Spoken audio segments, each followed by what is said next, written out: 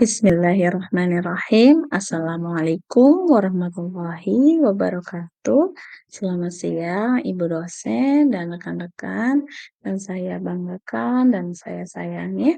Perkenalkan, nama saya Vivatul dari Baria dari kelas A31. Puji syukur kita panjatkan kepada kehadirat Allah Subhanahu wa taala karena atas rahmat dan hidayahnya sehingga kita masih diberi kesempatan untuk bisa, eee, menghirup udara segar pada hari ini. Dan saya di sini ingin memaparkan materi tentang PKBM dalam pendidikan Islam di luar sekolah. Semoga pemaparan ini dapat membawa wawasan kita.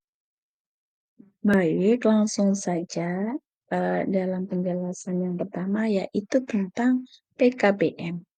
Apakah itu PKBM? PKBM adalah singkatan dari Pusat Kegiatan Belajar Masyarakat.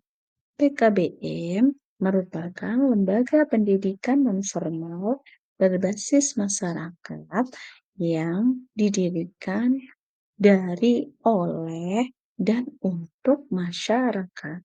Tujuan utamanya adalah untuk menyediakan akses pendidikan yang inklusif dan fleksibel kepada masyarakat luas, terutama mereka yang tidak dapat menikmati pendidikan seperti formal. Lalu, fungsi PKBM dalam pendidikan Islam di luar sekolah. Dalam konteks pendidikan Islam luar sekolah, PKBM memiliki beberapa fungsi penting. Yang pertama yaitu memberdayakan masyarakat untuk belajar ilmu agama sesuai kebutuhan mereka.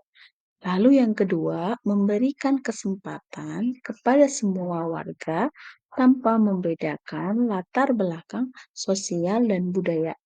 Yang ketiga yakni untuk meningkatkan kualitas pengetahuan keagamaan masyarakat. Dan terakhir yakni mendukung pertumbuhan dan pengembangan nilai-nilai keislaman secara berkelanjutan.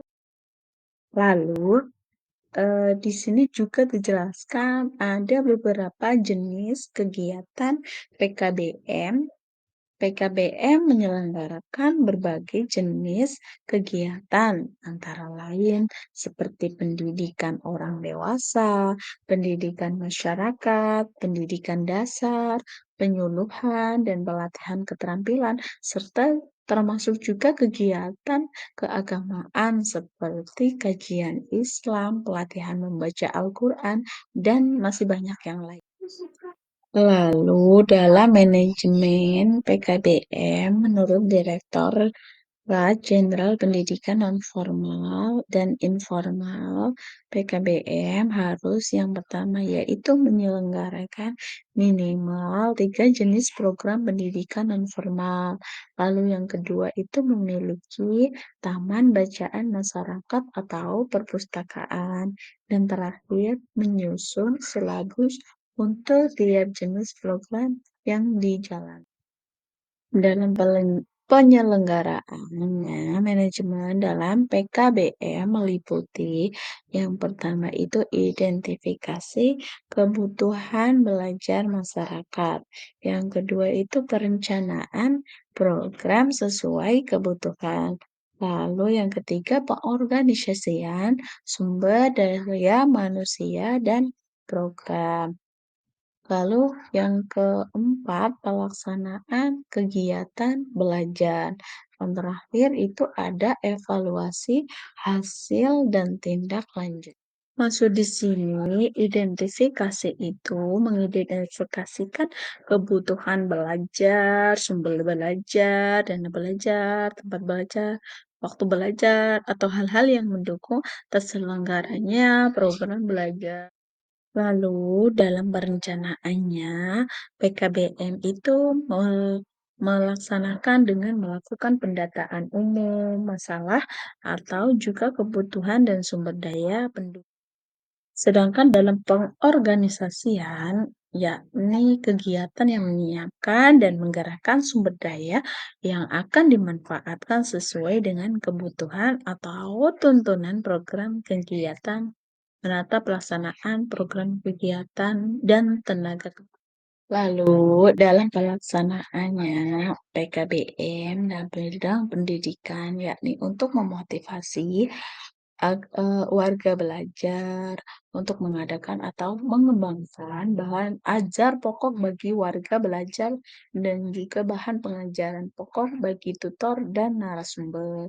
Melaksanakan proses belajar, partisipasi aktif warga belajar, dan juga menilai proses dan hasil kegiatan mengajar secara berkala, atau ini disebut juga dengan mengevaluasi hasil kerja belajarnya.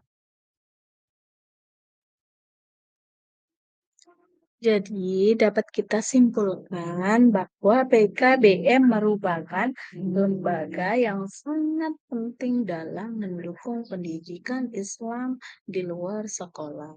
Ia membuka peluang belajar sepanjang hayat bagi masyarakat tanpa batasan usia atau latar belakang.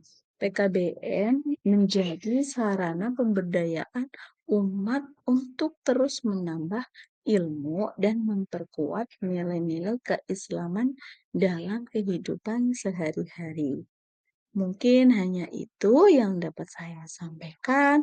Bila ada kesalahan, baik yang disengaja atau tidak disengaja, saya mohon maaf yang sebesar-besarnya. Billahi taufiq wal hidayah, walhidayah wal inayah. Wassalamualaikum warahmatullahi wabarakatuh. Terima kasih atas perhatiannya.